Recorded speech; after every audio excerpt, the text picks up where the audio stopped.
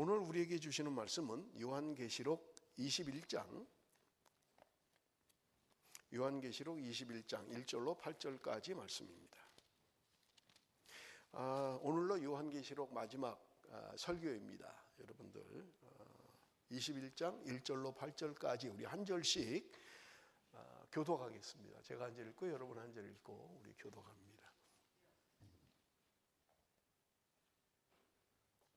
또 내가 새 하늘과 새 땅을 보니 처음 하늘과 처음 땅이 없어졌고 바다도 다시 있지 않더라.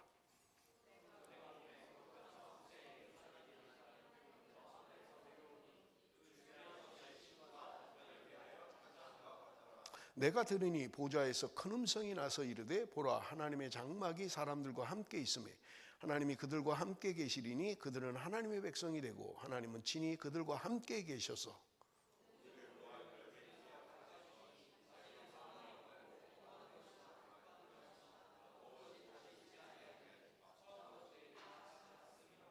보좌에 앉으신 이가 이르시되 보라 내가 만물을 새롭게 하노라 하시고 또 이르시되 이 말은 진실하고 참되니 기록하라 하시고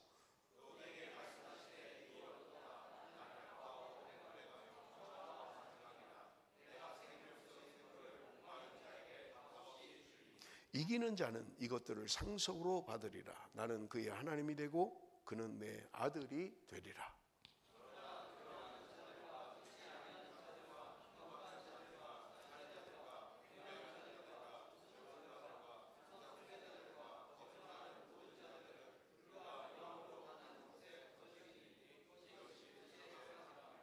아멘. 제가 그동안 예고를 했던 것처럼 천년왕국에 대한 것을 오늘 말씀을 전할 것입니다. 그런데 천년왕국이란 말은 요한계시록 20장에 나와요. 20장에. 그리고 오늘 우리가 읽은 본문은 21장의 말씀입니다. 그래서 사실은 새하늘과 새 땅, 새 예루살렘 그리고 천년왕국 이것을 한꺼번에 다 하려니까 굉장히 양이 많아요. 굉장히 양이 많아요. 그래서 어떤 부분에 있어서는 제가 구체적으로 말씀을 못 드릴 수도 있어요. 왜냐하면 여러분이 알 것 같으면 그냥 스킵하고 간단하게 넘어갈 것입니다. 그러니까 여러분들 그렇게 좀 이해를 해주시고 오늘 설교는 길다. 그것을 미리 말씀드리는 거예요 지금. 그러니까 조금 오늘 목사님 설교가 기네.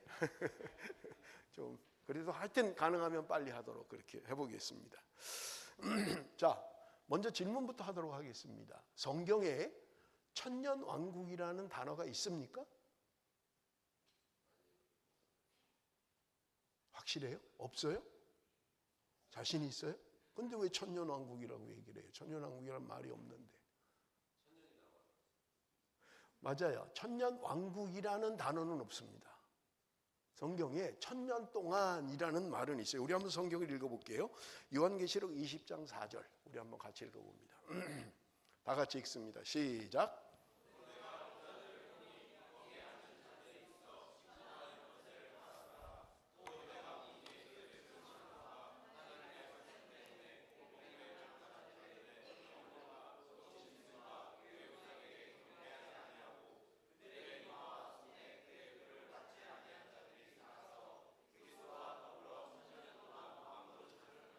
자, 여기 보면 그리스도와 더불어 천년 동안 왕노릇하니라고 되어 있어요. 천년 왕국이라는 말은 없고요. 그거는 이 말씀을 근거로 사람들이 만든 말이에요. 천년 동안 주님과 함께 다스릴 거다라는 말이 있으니까 천년 왕국이다라는 말을 그렇게 단어를 만든 거지 성경에는 천년 왕국이라는 말이 없다라는 말입니다. 자, 그러면 천년왕국은 뭐예요? 천년왕국. 물론 여기 우리가 성경대로 보면 천년 동안 주님과 함께 왕노릇하는 기간, 그게 천년왕국이다. 그렇게 이야기할 수 있어요. 그런데 여러분 우리가 꼭 아셔야 될 것들이 있어요. 천년왕국에 대해서 꼭 아셔야 될 게 있는데 언제 천년왕국이 도래하냐는 거예요. 언제? 이 말씀에 세 가지 이론이 있어요. 그게 뭐냐면 천년왕국을 중심으로 해서 천년왕국 전에 무엇인가 그게 전천년설입니다. 전천년설. 천년왕국 오기 전에 뭔가가 온다는 거예요. 이게 전천년설이고요. 후천년설이라는 이론이 있어요. 그건 뭐냐? 천년왕국이 끝난 다음에 그 뭔가가 온다. 이게 후천년설이에요. 어렵지 않지요? 그러면 보세요.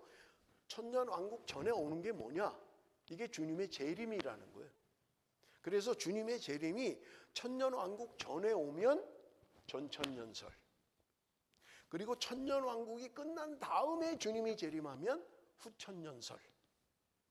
그 다음에 하나 더 여러분이 아셔야 될 게 뭐냐면 무천년설이라는 것도 있어요. 여러분, 이건 한국 교계뿐 아니라 세계 교계에 공식적으로 나온 이론이에요. 그냥 그렇게 다 받아들이고 있는 거예요. 무천년설은 뭐냐? 천년왕국이 없다는 거예요. 그러면 여러분 보세요. 세 이론이에요. 하나는 전천년설, 천년왕국 전에 주님이 오신다 하는 이론, 천년왕국 끝나고 주님이 오신다, 후천년설. 천년왕국이라는 건 없다, 무천년설. 이 세 가지예요. 여러분, 이 세 가지는 꼭 아셔야 돼요. 자, 그런데 문제가 있어요. 문제가 있는 게 뭐냐면 전천년설이라고 말씀을 드렸잖아요. 천년왕국 전에 주님이 재림하신다라고 하는 그 이론 가운데 중요한 두 가지 이론이 전천년설에 있습니다. 그건 뭐냐면 첫째는 역사적 전천년설이라는 이론이에요. 그리고 또 하나는 세대주의적 전천년설이라는 이론입니다. 그러니까 전천년설 안에는 중요한 이론이 두 개가 있다는 거예요. 역사적 전천년설, 그리고 하나는 세대주의 전천년설. 그런데 여러분, 한국 교회, 한국 교인들이 알고 있는 게 뭐냐면 세대주의 전천년설을 많이 알고 있어요. 그거를 오늘 여러분들 함께 나눌 거고요. 먼저는 여러분, 천년왕국 할 때 그 천년이라는 것이 무엇을 의미하느냐 하는 거예요. 천년이라는 게 지금 우리가 숫자의 의미로 2001년부터 3001년까지 또는 1000년부터 2000년까지 이런 어떤 숫자적으로 우리 달력에 우리가 지금 2025년 그러잖아요. 그러면 1000년 전에도 있었잖아요. 1025년이 있었잖아요. 지나왔잖아요. 그럼 1025년부터 2025년까지 1000년. 어떤 달력의 의미로의 1000년을 말하는 것이냐, 어떤 시간으로서의 1000년을 말하는 것이냐 하는 거예요. 자, 우리 성경을 한번 봅니다. 시편 90편 4절. 그게 아니라는 걸 성경으로 증명하는 거예요. 시편 90편 4절 다 같이 시작.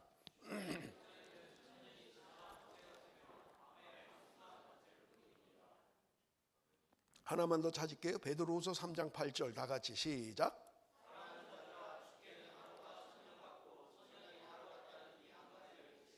자, 시편 90편 4절과 베드로전서 3장 8절에도 동일하게 천년이라는 말이 나와요. 그런데 여러분, 그냥 우리가 상식적인 걸 가지고 보면 뭐를 얘기하는 것 같아요?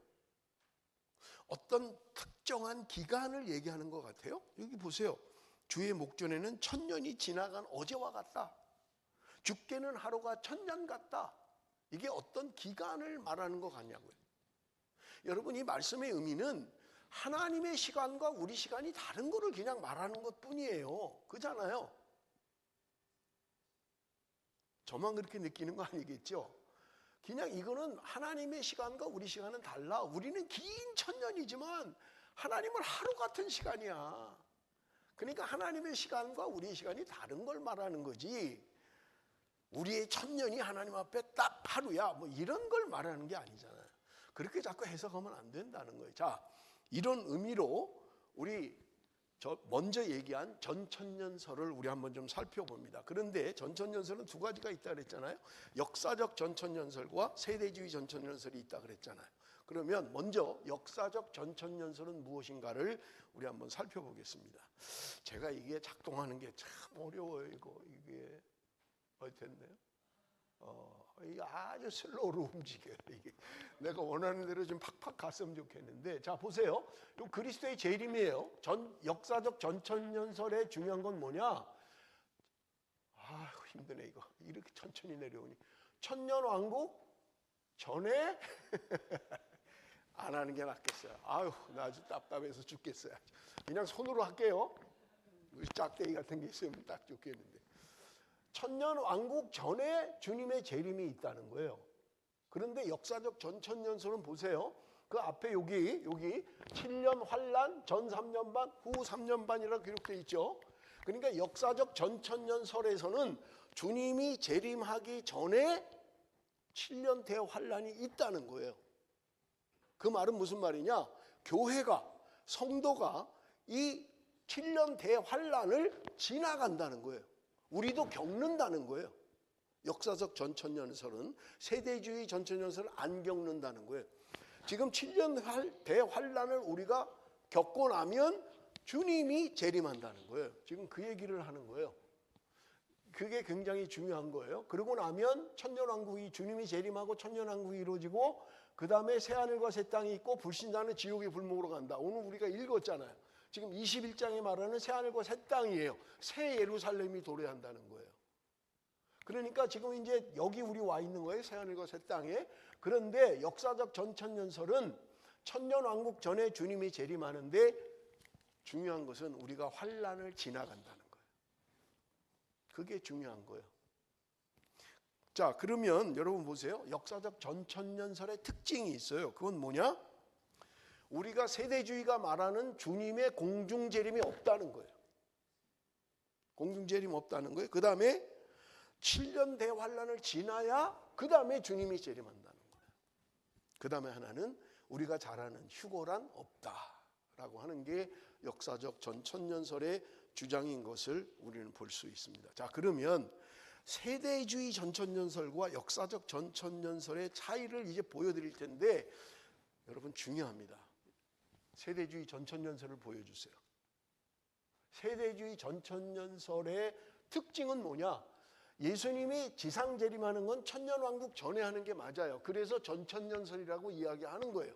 그런데 전천년설 전에 7년 환란, 전 3년 반, 후 3년 반 환란이 있는데 우리는 환란이 시작되기 전에 휴거가 된다는 거예요. 휴거. 이게 세대주의 전천년설이에요. 그러면 제가 이제 그냥 시간만 빨리 얘기할게요. 주님이 공중재림을 한다는 거예요. 저기 공중혼인잔치라고 되어 있잖아요. 그리스도의 공중재림, 교회의 휴거.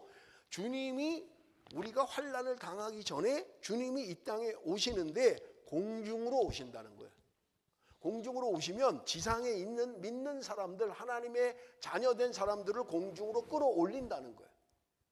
그래서 공중에서 주님과 함께 혼인잔치가 이루어진다는 거예요. 거기 써 있죠? 공중 혼인잔치. 우리는 지금 주님이 끌어올려서 공중에 있는 거예요. 주님과 함께. 그리고 밑에서는 7년 대환란을 겪고 있는 거예요. 그러니까 우리는 안 겪는다는 거예요. 우리는 주님이 끌어올려서 휴거를 당해서 공중에서 주님과 함께 혼인잔치를 이루고 그리고 7년 대환란, 이 밑에는 안 믿는 사람들, 불신자들 엄청난 고통을 당한다는 거예요. 그리고 나면 주님이 재림하신다는 거예요. 그래서 천년왕국을 주님과 함께 다스린다라고 하는 것이고요.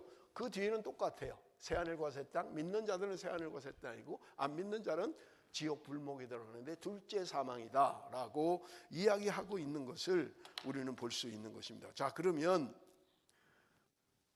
왜 세대주의자들은 이런 주장을 하느냐는 거예요.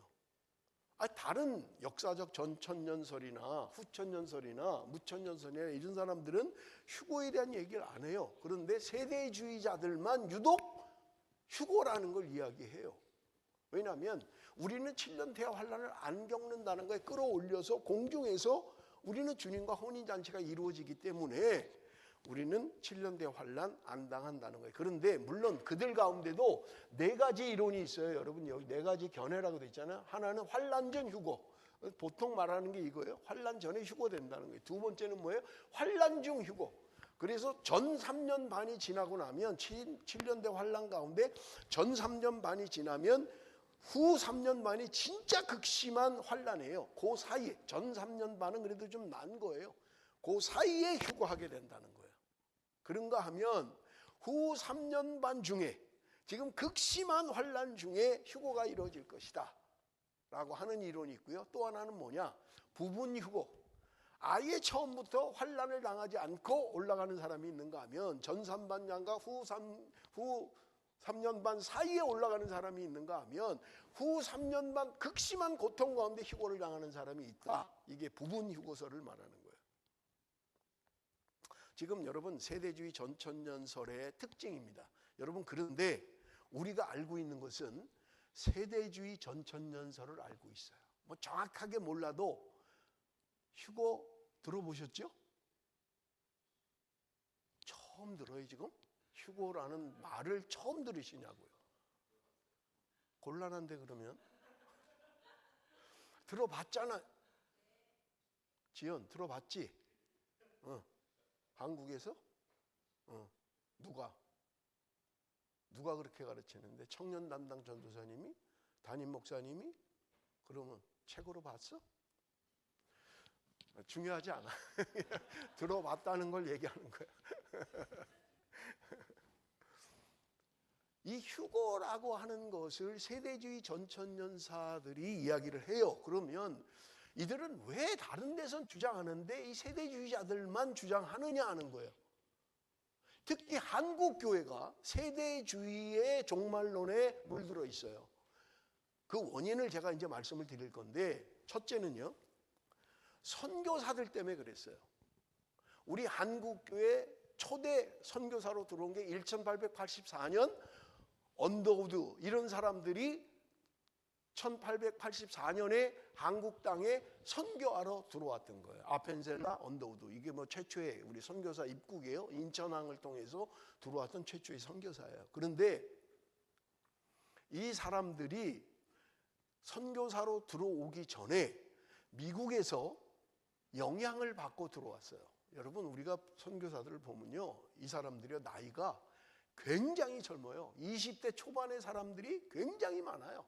선교사로 가겠습니다, 내가 가서 복음을 전하겠습니다 하는 사람들이 20대 초반에 결심하고 결단하고, 그때 한국 너무나 더러운 나라고 정말 복음의 불모지 같은 나라, 사람들이 알지도 못하는 나라, 그곳에 복음을 전하러 왔던 거예요. 그런데 이분들이 한국에 복음을 전하러 오면서 영향을 받은 게 있어요. 그게 뭐냐면 세대주의라는 영향을 받고 들어왔던 거예요. 왜냐하면 미국의 성경 가운데 유독 우리는 그냥 글자만 있잖아요, 성경이. 근데 미국에서 최초로 관주 성경이라는 게 나왔어요. 관주 성경. 그건 뭐냐면 성경에 해석이 되어 있는 거예요. 그러니까 성경을 읽다가 이해가 잘 안 되는데 관주를 보면 거기 해석이 돼 있는 거예요. 단어 해석도 돼 있고 문장 해석도 돼 있고, 그러니까 얼마나 읽기 편해요. 이게 무슨 말이야 도대체? 근데 해석이 딱 돼 있으니까 얼마나 좋아. 그러니까 이게 막 불티나게 팔린 거예요. 그게 스코필드라는 성경이에요. 그런데 이 스코필드라고 하는 사람이 세대주의자였던 거예요. 그러니까 성경에 관주를 넣으면서 어떤 걸 넣냐면 세대주의 관점에서의 관주를 그 안에다 넣은 거예요. 그러면 보세요. 자, 세대주의라는 말을 이해해야 돼요. 여러분, 세대주의라는 말은 인류의 역사를 세대로 구분하는 거예요. 그런데 이분들이 아까 우리가 성경을 읽었잖아요. 그 성경 말씀 가운데 그 베드로후서 3장 8절, 주께는 하루가 천년 같고 천년이 하루 같다 라는 이 말씀을 어디다가 대입을 했냐면 하나님의 창조에다가 대입을 한 거예요. 그럼 하나님이 며칠 동안 창조하셨어요? 지난주에는 또 천지를 또 몰라가지고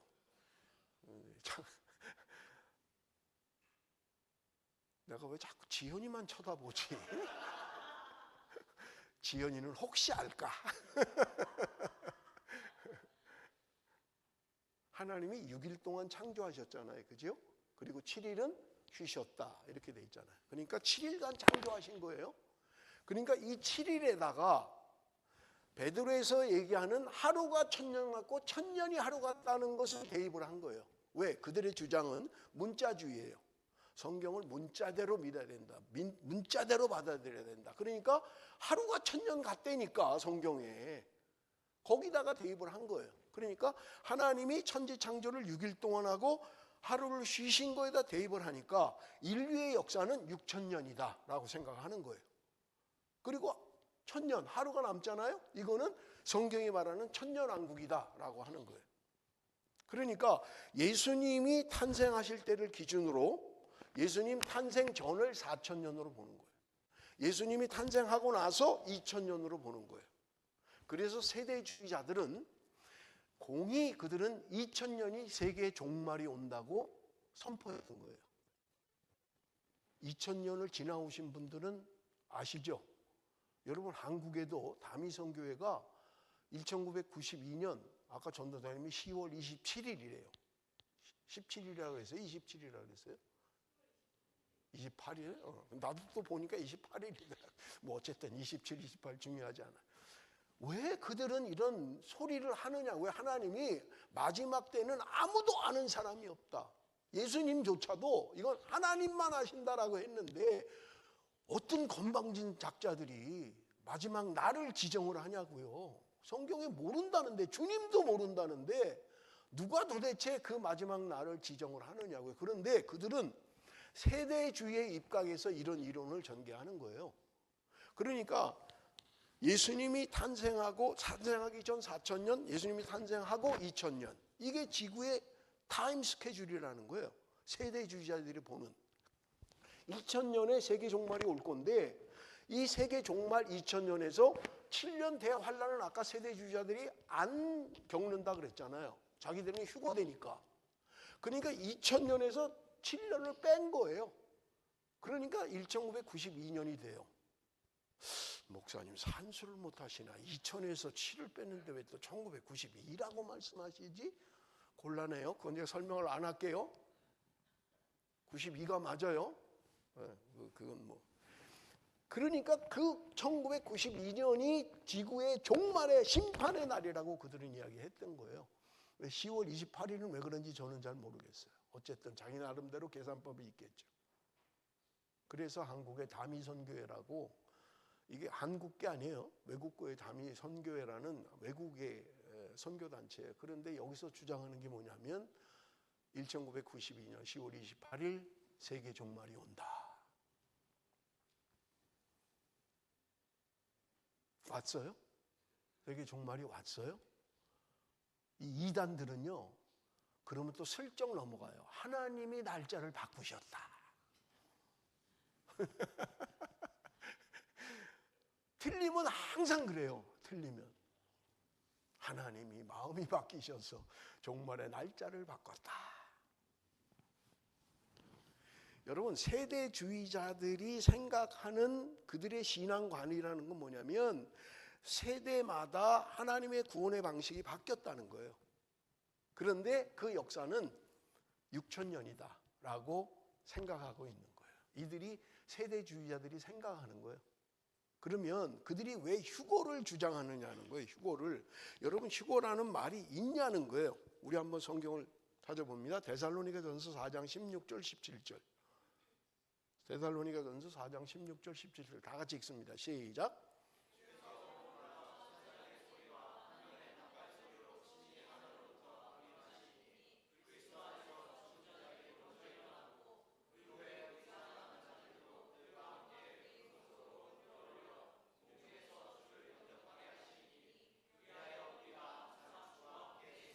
이 말씀 때문에 그래요. 이 말씀 때문에 데살로니가전서 4장 17절 말씀 때문에 그런 거예요. 여기 보면 구름 속으로 끌어올려 공중에서 주를 영접할 것이다. 이 문장 때문에 그런 거예요. 그러니까 휴거라는 말은 성경에 없어요. 그런데 여기 끌어올려라는 이 원어의 의미를 생각해서 휴거라는 단어를 만든 거예요. 물론 한문이죠. 휴거라는 단어를 만든 거예요. 그러니까 우리는 휴거될 거다라고 하는 거예요. 물론 언제냐? 뭐 그거는 뭐 너무 길어지니까요. 지난주에 제가 말씀을 드렸죠. 용이 여자를 해하려고 용이 여자를 임신했는데 여자가 애를 낳으면 잡아먹으려고 대기하고 있었다 그랬잖아요. 그런데 낳자마자 하늘로 올라갔다는 거예요. 그러니까 이 용이 이제 여자를 공격하는 거예요. 여자를. 그런데 여자는 뭐라 그랬어요? 교회라 그랬잖아요. 교회라는 거예요. 상징적으로. 그러니까 교회를 핍박하는 거예요. 교회를 핍박. 용이 마지막 때에 그렇게 핍박하는 것을 이야기하고 있는 거예요. 그러니까 여러분 거기에서 그 여자가 광야로 가서 1260일 동안 보호를 받는다고 돼 있었잖아요. 그런데 1260일 42달 한때 두때 반때를 다 계산하면 3년 반이 되는 거예요. 3년 반. 그러니까 그들의 주장이 뭐냐? 7년 대환란 가운데 3년 반은 그래도 극심하지 않다는 거예요. 그래도 견딜만 한데 후 3년 반은 너무 잔인한 시간이 온다는 거예요. 그게 이제 성경적으로 뭐 다니엘이 예언한 거 이런 것들 뭐 공관법에서 나오는 이야기들을 종합해서 하는 이야기예요. 그러니까 지금 휴거가 우리는 7년 대 환란 전에 하나님 주님이 이 땅에 지상에 재림하고 우리는 끌어올려진다는 거예요. 그래서 위에서는 혼인잔치가 이루어지고 밑에서는 7년 대환란이 일어난다는 거예요. 7년 대환란이 끝나면 주님이 공중에 있는 주의 백성들, 부활한 주의 백성과 살아서 휴거된 사람들을 함께 지상에 내려와서 천년왕국을 이룬다. 천년 동안 통치하고 다스린다라고 하는 게 세대주의의 이론인 것입니다. 제가 그냥 한마디로 얘기할게요. 엉터리예요. 잘못된 거예요. 여러분들이 휴거나 또는 뭐 공중재림, 뭐 혼인잔치 이런 거에 대해서 너무 오해하지 않았으면 좋겠어요. 여러분 결정적으로 제가 말씀을 드리면 이런 이론이나 이런 사상은 엉터리입니다. 잘못된 거예요. 자, 제가 이제 설명을 해드릴 거예요. 그러면 지금 전천년설은 얘기를 했잖아요. 역사적 전천년설이 있고 뭐가 있다고요? 세대주의 전천년설이 있다 그랬잖아요. 그런데 천년왕국에는 전천년설이 있고 후천년설이 있고 무천년설이 있다고 말씀을 드렸잖아요. 그죠? 자, 그럼 무천년설을 우리 한번 봅니다. 도표를 좀 띄워주세요. 무천년설. 이게 뭐냐? 무천년설은 천년왕국이 없다는 거예요. 주로 보수교단, 개혁주의, 우리 고신도 마찬가지고요. 저도 그렇게 믿고 있고요. 무천년설을 믿고 있는 거예요. 어떤 분은 강하게 얘기하더라고요. 무천년을 얘기 안 하면 장로교회도 아니라고. 간판 띄어야 된다는 거예요. 우리 교회가 장로교회라고 간판을 붙이면서 목사님이 전천년설, 세대주의 전천년설을 강조하면 그 사람은 간판 내려야 된다는 거예요. 그건 장로교 목사가 아니라는 거예요. 엉터리라는 거예요. 근데 우리 고신에도 있어요. 그렇게 철저하게 훈련받고 말씀 중심의 훈련을 받고 신학을 하고도 이 세대주의 전천년설 이야기하는 사람이 있어요. 그러니까 여러분이 정신을 차려야 돼요. 여러분이 정신을 차려야 돼요. 자, 무천년설은 뭐냐? 예수님이 이 땅에 초림했을 때 2000년 전에 초림하시고 부활하시고 승천하셨어요. 그리고 나면 천년왕국이라는 건 없다는 거예요. 지금이 우리가 살아가는 이 시기가 천년왕국이라는 거예요. 그리고 언젠가 주님이 재림하실 거라는 거예요. 이게 끝이에요. 주님이 재림하실 것이고 그리고 나면 새하늘과 새 땅 그리고 타는 불못으로 가는 것이다. 이게 지금 요한계시록이 말하는 타임 스케줄이라는 거예요. 무천년. 천년 없다는 거예요. 천년왕국이라는 건 없다. 다만 지금 예수님이 초림하시고 부활하시고 지금 우리가 살아가는 이 시대, 복음시대, 신약시대, 지금 우리가 살아가는 이 시대가 천년왕국이다라고 보는 거예요. 그래서 무천년이라고 하는 거예요. 천년왕국 없다라고 이야기하고 있는 것을 우리는 볼 수 있는 것입니다. 여러분 여기서도 특징은 뭐냐? 휴거니 그 다음에 이 무천년설에는요. 그 도표를 보면 여기 대환란하고 이렇게 그 의문부호를 해놨잖아요. 그러니까 무천년설을 주장하는 사람들 중에도 대환란이 있다, 대환란이 없다 이렇게 얘기한다는. 그러니까 물음표를 해놓은 거예요. 어떤 사람은 우리도 7년 대환란을 지난다는 거예요. 그리고 나면 주님이 재림하실 거라는 거예요. 또 어떤 사람은 아니야, 7년 대환란도 없어. 지금이 대환란이야. 지금이 고통이야 라고 하는 거예요. 뭐 성경적 근거를 여러분 얘기하면 참 좋겠지만 그러면 너무 시간이 많이 가서 제가 나중에 세미나를 하든지 따로 할게요. 왜냐하면 성경적 근거를 가지고 얘기해야 되기 때문에 그래요. 그냥 뭐 맞다 틀리다라고 하는 것은 별 의미가 없어요. 자, 마지막 후천년설. 이건 아주 간단하게 넘어갈게요. 여러분 도표를 보세요. 후천년설은 뭐냐? 아까 말씀드렸죠. 천년왕국이 끝나면 주님이 재림한다. 이게 후천년설이라고 말씀을 드렸잖아요. 그죠? 여기는요 아무것도 없어요. 후천년설은 지금 우리가 복음시대, 신약시대를 살아가고 있고, 그리고 후천년설의 특징은 천년왕국은 있다는 거예요. 천년왕국이 있는데 휴고도 없고 7년대 환란도 없고 우리는 천년왕국을 언젠가 맞이하게 될 것이다. 이거는 어떤 타임으로 온다는 거예요. 언젠가. 그리고 주님의 재림이 이루어질 것이다. 그리고 나면 우리는 새하늘과 새 땅으로, 새 예루살렘으로 주님과 함께 통치하게 될 것이고, 믿지 않는 자들은 지금 불못으로, 지옥으로 떨어지는, 유황불에 떨어지는, 이게 요한계시록이 말하는 천년왕국, 특별히 후천년설에 대한 이야기라는 거예요. 여기까지입니다. 이게 천년왕국에 대한 이야기예요. 여러분들이 꼭 기억하셔야 될 거는, 천년왕국 그러면 전천년설이 있고 후천년설이 있고 무천년설이 있다. 전천년설은 천년왕국 전에 주님이 재림하는 거다. 후천년설은 천년왕국 후에 주님이 재림하는 거다. 무천년설은 천년왕국이란 따로 시간이 없다. 지금이 우리가 천년왕국을 지나고 있는 것이다. 이렇게 이해를 하시면 된다는 거예요. 혹시 그래도 이해가 잘 안 되시면 저한테 카톡을 보내시면 됩니다. 메일을 보내시면 돼요. 이해가 안 됩니다. 휴고에 대한 건요, 제가 하려니까 너무 길어요. 그래서 여러분들 카톡방에 다 올려놨어요. 못 보셨나요? 아까 또 다 올렸는데 하나도 안 올랐대. 아니, 찬양하는 건데 다 올렸는데, 다 목사님 오늘 찬양 뭐예요? 올렸는데 내가 없어요? 있죠? 있죠? 여러분, 길어요. 한국의 휴고에 대해서 이야기하는 중요한 신학자들의 이론이에요.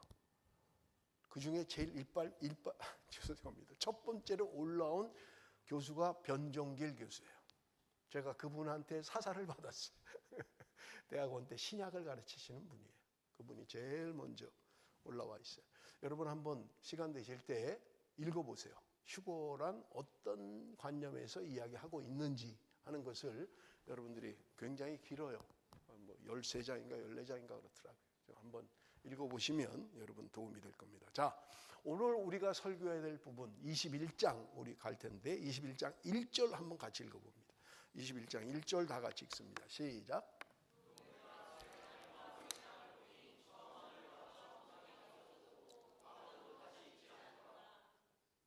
자, 여기 보면 또 내가 새 하늘과 새 땅을 보니 처음 하늘과 처음 땅이 없어졌다는 거예요.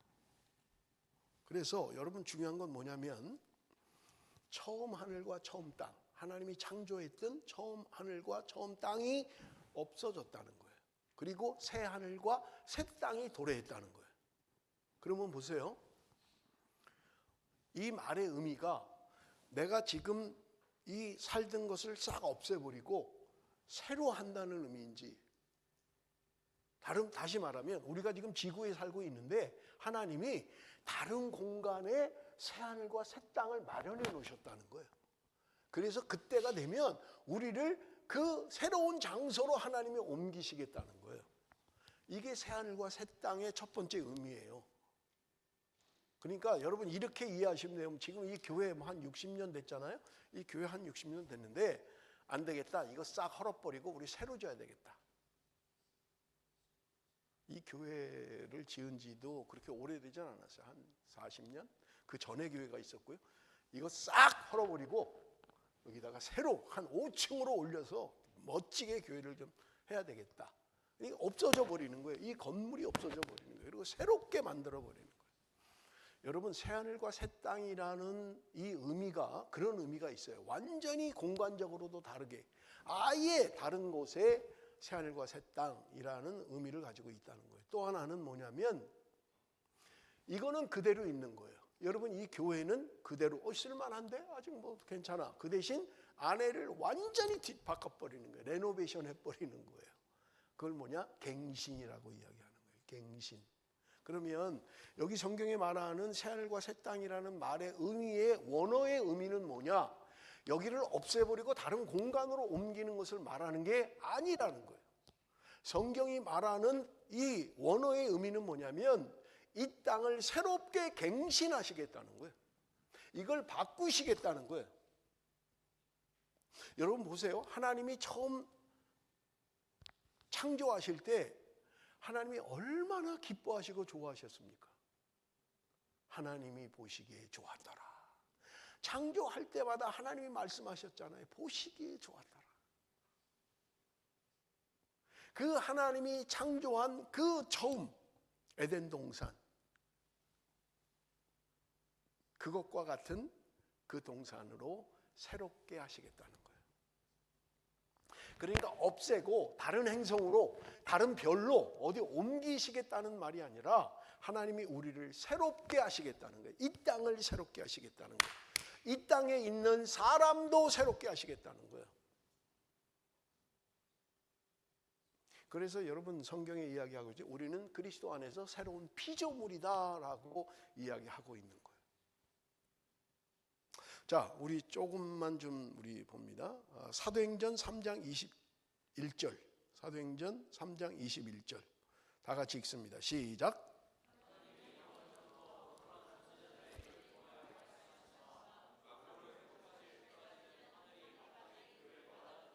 자, 지금 사도행전 3장에 보면 선지자들의 입을 통해서 말씀하셨다는 게 그게 뭐예요? 만물을 회복하실 때까지 하나님이 이 만물을 회복하실 때가 온다는 거예요. 그러니까 없애고 뭐 다른 별로 가고 다른 행성으로 가고 다른 우주 공간으로 가는 게 아니라 하나님이 여기를 회복하실 거라는 거예요. 언젠가 갱신하시겠다고 말씀하고 있는 거예요. 21장 2절, 우리 오늘 아까 1절 읽고 2절 제가 읽습니다. 또 내가 보매 거룩한 성 새 예루살렘이 하나님께로부터 하늘에서 내려오니 그 준비한 것이 신부가 남편을 위하여 단장한 것 같더라. 여기 보세요. 새 예루살렘이 하나님께로부터 하늘에서 내려온다는 거예요. 여기 말하는 새 예루살렘이라는 것도 뭐 새로운 것을 의미하는 게 아니에요. 우리가 알고 있는 예루살렘과 질적으로 다른 새로운 것이 여기 도래하게 된다는 거예요. 여러분, 이것은 인간의 손으로 만든 것을 의미하는 게 아니에요. 하나님이 친히 만드신 것을 의미해요. 새 예루살렘이라고 하는 것은요, 지리적인 어떤 도시를 말하는 게 아니에요. 무슨 뭐 하늘에 뭐 그냥 뭐 큰 도시가 그냥 막 하늘에서 쭉 내려오고 그것을 말하는 게 아니에요. 여러분, 여기 성경에 이야기하는 게 뭐냐면 예수 그리스도의 어린 양의 아내 신부로서의 새 예루살렘을 이야기하고 있는 것을 우리는 볼 수 있는 것입니다. 자, 우리 성경을 한번 볼게요. 계시록 21장 9절 10절. 계시록 21장 9절 10절. 우리 8절까지 읽었죠? 9절 10절 다 같이 시작.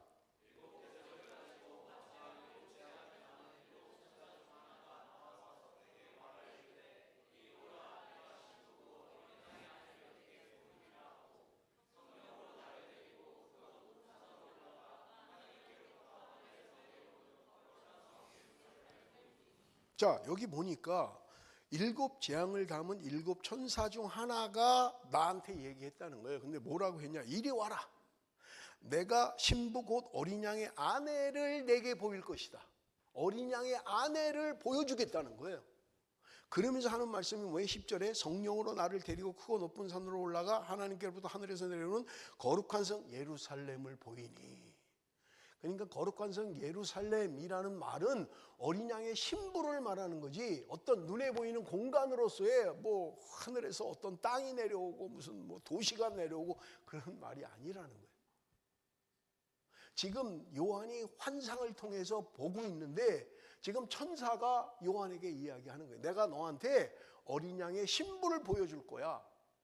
그러면서 하늘에서 내려오는 새 예루살렘을 이야기했다는 거예요. 너 봐, 지금 어린 양의 신부가 내려오고 있잖아. 자, 그러면 여러분, 이 신부는 어떻게 단장을 해야만 합니까? 여러분, 성경은 우리에게 얘기합니다. 그리스도의 보혈로 씻음 받은 사람들. 우리가 14만 4천 흰 옷 입은 사람 요한계시록 하면서 지나왔잖아요. 예수 그리스도의 보혈로 씻음 받지 않으면 여러분, 우리는 하나님의 자녀가 될 방법이 없어요. 내가 교회를 아무리 오래 다닌 거 중요하지 않아요. 내가 교회에서 직분을 갖고 있는 거 중요하지 않아요. 내가 예수의 피로 씻음 받은 사실이 없다면 여러분, 나머지는 아무 의미가 없는 거예요.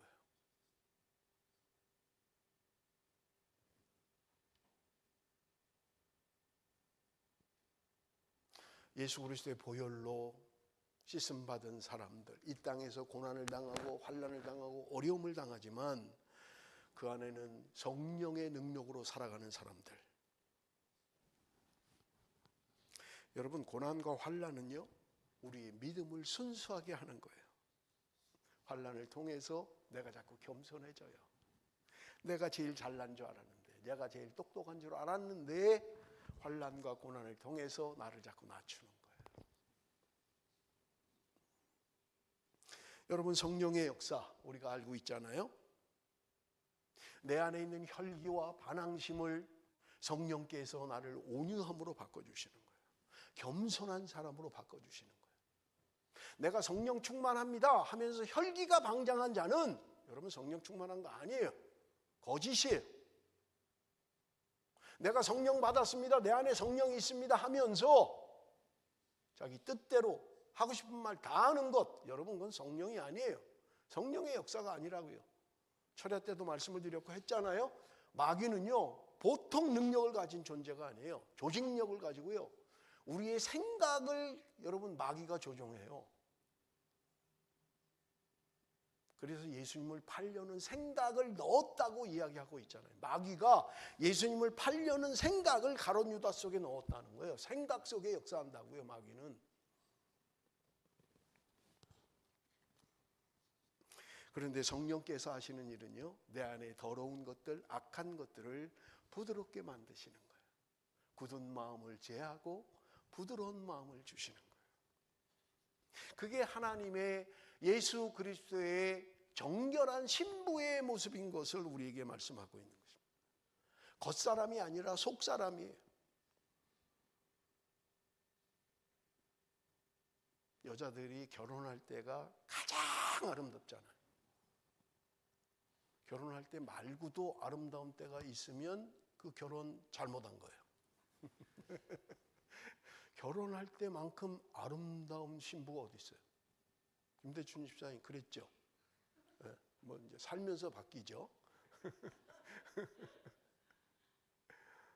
신부의 가장 아름다운 모습. 그래서 결혼할 때 신부들은요 최고로 멋을 내고 싶은 거예요. 최고로. 그냥 얼굴도 그냥 막 한 달, 두 달 전부터 막 마사지하고 막 피고 막 그냥 바르고 막. 우리 딸 결혼할 때 보니까요 드레스가 안 맞는, 없죠 우리 딸. 이게 맞춰놓은 드레스가 안 맞는 거예요. 여기서 한 번 하고 한국에서 했잖아요. 에? 한국 가서 입어야 되는데 뭐 또 살 수는 없고 그동안 먹어가지고 살이 쪄서 이놈이 안 채워지는 거야. 안 채워지는 거야. 와. 한 달 동안 월남쌈만 먹었어요. 한 달 동안 월남쌈만. 아무것도 못 먹게 하고. 그러니까 몇 킬로가 빠져서 결국 채워지더라고요. 별짓을 다 하잖아요. 하여튼 뭐. 가장 아름다운 모습으로 우리 주님의 정결한 신부로 우리가 서야 된다는 거예요. 그것을 지금 이야기하고 있는 것을 우리가 볼 수 있습니다. 요한계시록 21장 5절 6절입니다. 요한계시록 21장 4절부터 좀 읽을게요. 4절부터 다 같이 시작.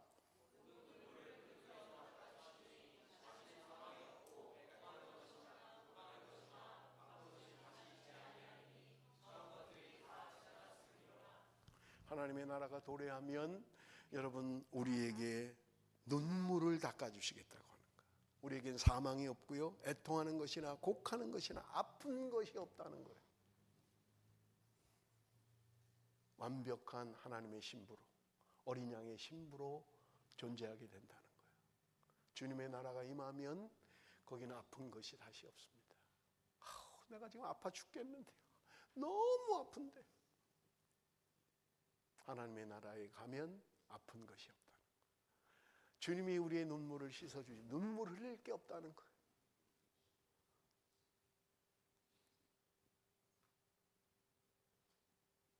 요한계시록 21장 5절 6절입니다.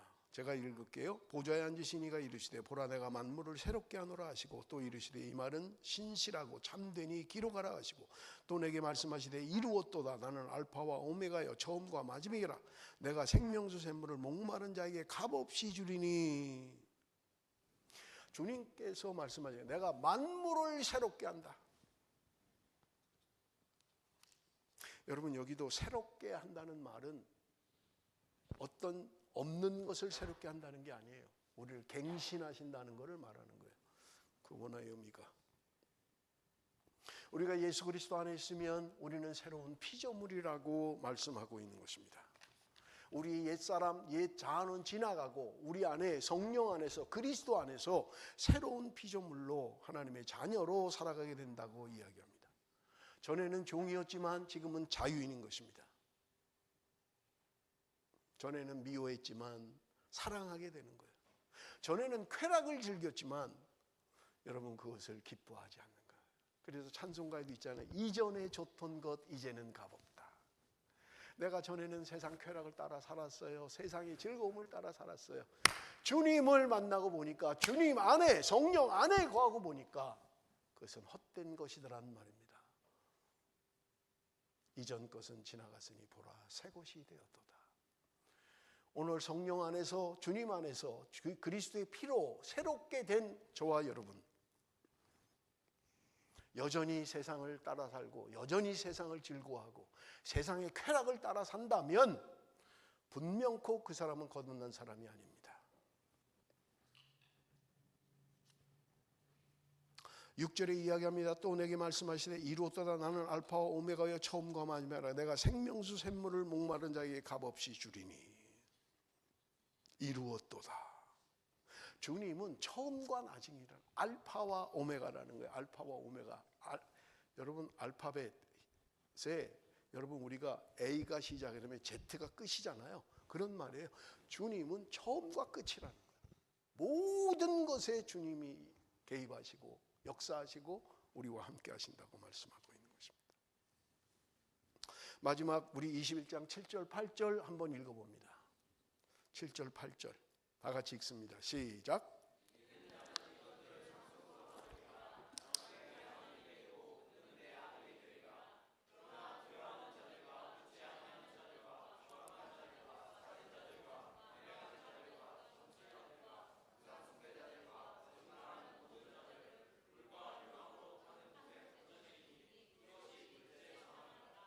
자 여기 보면 7절에 이기는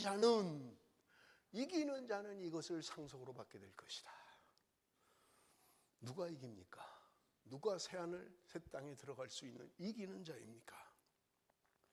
여러분 지금 하도 요한이 요한계시록을 통해서 우리에게 주시는 말씀들이 뭐예요? 우리의 삶에는 영적 전쟁이 있다는 거예요. 말씀드렸죠?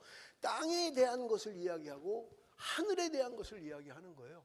말씀드렸죠? 지난주에 이 땅에 대한 것, 7교회, 소아시아 7교회, 이 교회들은 환란이 있고 어려움이 있다는 거예요. 고통이 있다는 거예요. 눈물이 있다는 거예요. 그런데 하늘에는 우리가 감히 범접할 수 없는 놀라운 영광과 기쁨이 그 안에 있다고 말씀하고 있는 거예요. 그래서 지금 사도 요한은요, 지금 초대교회 성도들에게 그렇게 극심하게 고통을 당하고 10대 박해가 있었다고 얘기했잖아요. 고통 가운데 있는, 그래서 세상에서 살 수가 없어서 카타콤이라는 공동묘지 안에서 들어가서 살았던 사람들, 그렇게라도 신앙을 지키기를 원했던 사람들,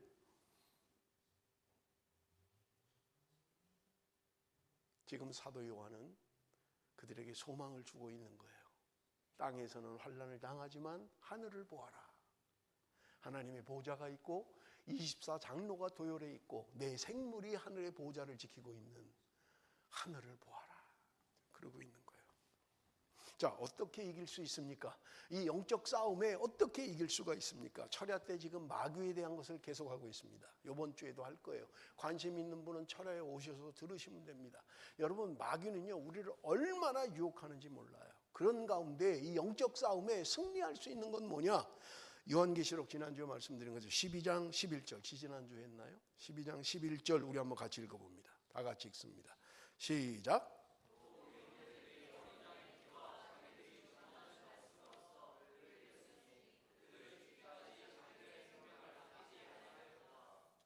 자, 이기는 방법은 뭐냐? 내가 힘을 키워야 되겠다. 내가 육체의 힘을 키워야 되겠다. 내가 근육을 키워서 내가 이 싸움에서 이겨야 되겠다라고 성경은 말씀하고 있는 게 아니에요.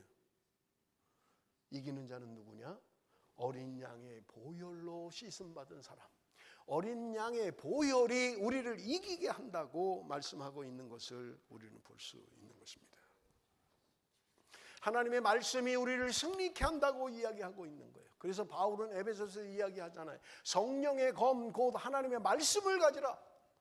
전부 다 방어용이에요. 구원의 티고 의의 흉배 복음의 신 다 방어용이에요. 그런데 마지막 너가 공격무기 하나 방패를 한 손에 들고 한 손에는 성령의 검을 들어라. 그래야 적을 물리칠 수 있다.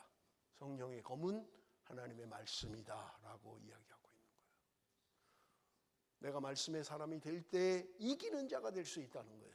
여러분, 예수님도 40일 동안 광야에서 시험을 받을 때 예수님이 하늘에서 자기의 병사들을 천사들을 동원을 못하겠어요? 천군 천사를 동원을 못하겠냐고요. 그런데 주님도 마귀가 시험할 때 말씀으로 승리하셨던 거예요. 말씀으로 물리치셨던 거예요. 그렇다면 오늘 우리가 이기는 것은 말씀의 사람이 될 때 우리가 이길 수 있는 거예요. 그러니 가능하면 말씀을 외우시고요. 젊은 사람들은요, 말씀을 많이 외워야 돼요. 여러분, 말씀의 사람이 돼야 돼요. 성경 일독학교 하면서 여러분 귀찮아하지 마십시오. 저도 어느 때는 귀찮을 때가 있어요. 그래서 자다가 컴퓨터 다 끄고 자려다가 아이고 안 읽었네 다시 와서 컴퓨터 켜고 읽고 올리고 해요. 목사도. 그러니 여러분 얼마나 하기 싫겠냐고요. 때로 뭐 다는 그런 거 아니고요. 그러나 여러분 그래도 하셔야 됩니다. 그래야 내가 말씀으로 승리하는 거예요. 말씀으로 이길 수 있는 거예요. 순교적 신앙을 가지고 살아갈 때, 이 땅에서 내가 비록 힘들고 어려워도 순교적 신앙을 가지고 살아갈 때 여러분 우리는 승리할 수 있는 것입니다. 성경이 우리에게 말씀하고 있는 거예요. 그러므로 여러분, 요한계시록을 마치면서 우리는 사도 요한의 음성을 들을 수 있어야 됩니다. 너희가 이 땅에서 힘들고 어려워도 하늘의 소망을 두고 하늘을 바라보며 위로를 받으라고 말씀하고 있는 것을 우리는 볼 수 있는 것입니다. 사랑하는 성도 여러분, 이 땅에는 눈물이 있어요. 여러분 살아가면서 눈물 한 번 안 흘릴 때가 어디 있습니까? 때로는 친구 때문에, 때로는 남편 때문에, 때로는 아내 때문에, 때로는 자식 때문에 눈물을 흘리잖아요 우리가. 그럼에도 불구하고 주님께서 내 눈물을 씻어주실 것입니다. 새하늘과 새 땅, 새 예루살렘이 도래하고 주님과 함께 내가 왕노를 하는 그때 주님이 내 눈에 눈물을 씻어주실 거예요. 고통당하는 병으로부터 자유하게 하실 것이고요. 참 기쁨과 참 소망을 가지고 살아갈 수 있도록 주님께서 우리와 함께 하실 것입니다. 그날이 올 때까지 힘들고 어려워도 소망 가운데 살아가는 저와 여러분이 되시기를 바랍니다.